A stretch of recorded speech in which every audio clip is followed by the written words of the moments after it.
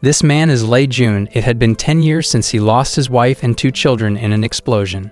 His wife and daughter were identified and buried peacefully, while his son's body had not been found at all. So for 10 years, Jun had been going back and forth to the police station to ask whether his son's body had been found or not, yet the police never gave him any news. As usual, Jun went home with empty hands. During his trip home, the driver of his taxi, who happened to know Jun, had been seeing him going back and forth to the police station. He got tired of it and asked him to just give up and let go of his family to focus on the future. But Jun admitted that he would never be able to do that before he could bury his son, who was known to have a red birthmark located on the back of his neck. Jun himself lived in the slums in the town of Coors. He ran a small department store which he continued to maintain since he lost his life. That day happened to be quite busy with visitors, one of whom was this arrogant man who belittled Jun. Thankfully, a woman in red stood up for Jun and said that she would give a discount to whoever dared to kick the man out of there. A big man then came and scared the arrogant man. Shortly after, 2 local police on patrol showed up, and they seemed to know Jun well. Suddenly, there was a strong earthquake that devastated the place. An hour before the incident, a safe house which was closely guarded by 2 special members of the FBI was seen. 3 small children showed up and threw stones at that house.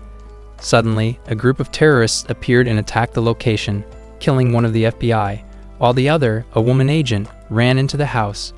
Inside the house was a woman who was a witness protected by the FBI, who was a former terrorist who defected and was being hunted by her own organization.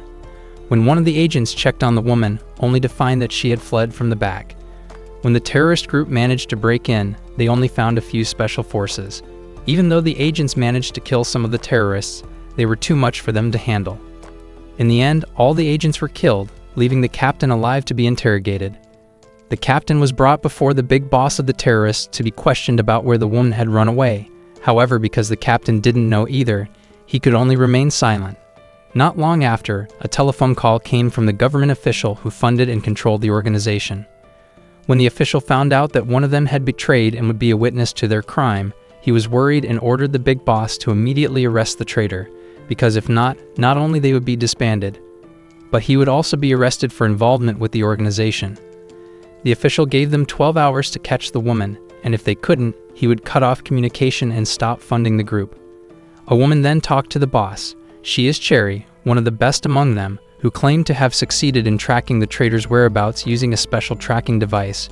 Before they went to the track location, the boss ordered another of his disciples named Zyuji to blow up the only access to the town so that no one could enter or leave, including the traitor which they were looking for.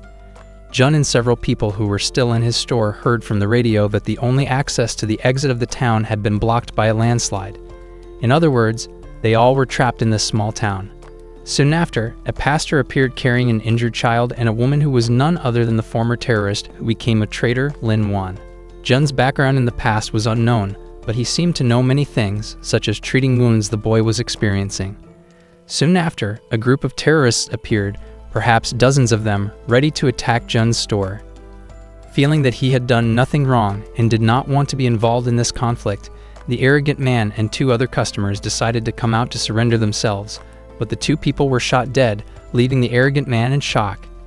He managed to survive after Jun pulled him back inside. The big boss of the terrorists soon appeared and was highly respected by all his subordinates. Proven when he sat down, all the members immediately knelt as a form of respect for him who they called father. The boss could have immediately attacked and massacred everyone, but he instead negotiated. It was revealed that the boy brought by Lin and the pastor was a potential protege of the big boss who was once kidnapped from a family. It was also revealed that most of the terrorists were kidnapping victims who had been trained and brainwashed since childhood to become loyal troops of the big boss. The boss wanted to offer a deal to Jun and the people to hand over Lin and the boy for a suitcase of money. He gave them 3 minutes to think, and if they didn't come up with an answer within the time limit, he would use violence to achieve his goal. Didn't want to drag other people into her problem, so Lin decided to turn herself in. But before that, she secretly handed over a drive containing evidence of her organization's crimes to Jun. But Jun stopped her and instead closed his store.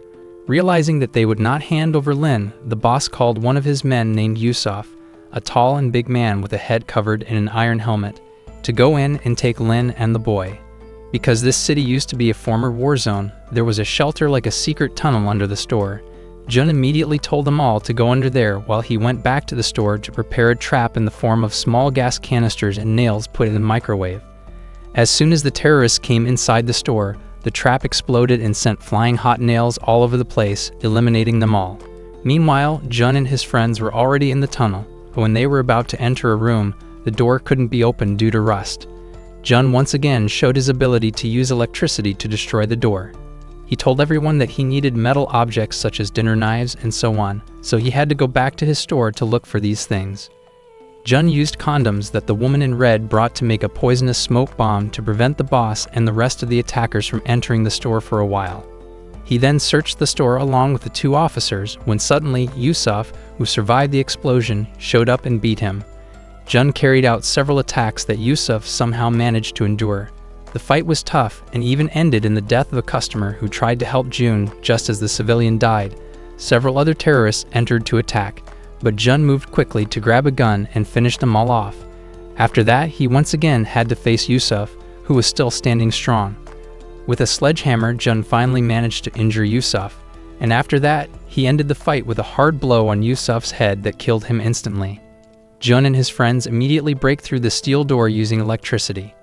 Meanwhile, the boss entered the store and found Yusuf dead in a terrible condition. This was enough to make Cherry furious because she already considered Yusuf to be her older brother. This was not without reason because when she was still small and was neglected, she was taken by the boss to be cared for and educated, and the second person who was kind to her was Yusuf, who once gave her cherries.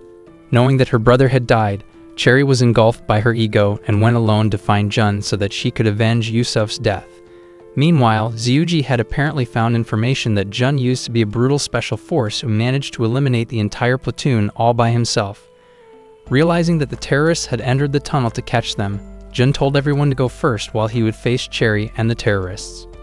Soon after, Cherry and the terrorists showed up, and without wasting more time, attacked Jun. Jun somehow managed to kill all the terrorists, leaving Cherry alone. A fierce fight ensued between Cherry and Jun. She was able to match Jun's ability. Even though Jun had to suffer serious injuries, he still had more experience in this matter. He could eventually turn things around and beat Cherry using her own weapon. Feeling she had no chance to win, Cherry took 2 grenades and blew the tunnel. Long story short, Jun finally regained consciousness after hearing the sound coming from his watch. He immediately followed the others. They found themselves trapped inside the tunnel. This next armored door was impossible to open, while the other end of the tunnel had been entirely shut by the rubbles, thanks to the explosion. That was when one of the officers felt a wind blowing, and that was a sign that there was a way out near them. After searching for a while, they finally managed to find the gap. They dug through it and came out on top of a tower not far from there. When the arrogant man thought that they were finally safe, a sniper suddenly shot him dead right in the head. The woman in red and the kid were also shot. One of the officers tried to save the kid who was still alive, but he also got shot. He was willing to sacrifice himself as a shield so that Jun could kill the sniper. In the end, the only ones left were Jun, the other officer, Lin, and the pastor. Jun took them all to the warehouse where he usually kept his goods and told the 3 of them to go to a safe place. He then deliberately let the troops in after preparing a series of deadly traps. Jun used a drill to finish off one of the terrorists and used long wires to hang the other. Shortly after, Zyuji tried to contact one of his men, but Jun took over his communication device and challenged him to come fight him. When Zyuji came, he was horrified when he saw that his friends had died. When Zyuji and his friends entered the warehouse, Jun quickly released another trap in the form of combustible powder and set everyone on fire. Zyuji was the only person who survived the incident. He ended up fighting against Jun. The fight was fierce because they were equally strong, until finally, Jun was hit by a shot from another terrorist who had just arrived. But then Lin and the others showed up and managed to finish off the man. Even though he was injured, Jun was still able to apply a lock that made Zyuji unable to move, but then Jun was shocked when he saw Zyuji had a red birthmark on the back of his neck, revealing that Zyuji was none other than his missing son he had been looking for all this time. Jun immediately let go of his lock, but Zyuji, who didn't realize yet that Jun was his father, immediately stabbed Jun with a knife. While Jun didn't put up any resistance, only when Jun stroked his head did Zyuji realize that the person he had stabbed was none other than his father. That moment didn't last long because the big boss came with a knife in his hand and tried to kill Jun. Zyuji managed to stop the knife.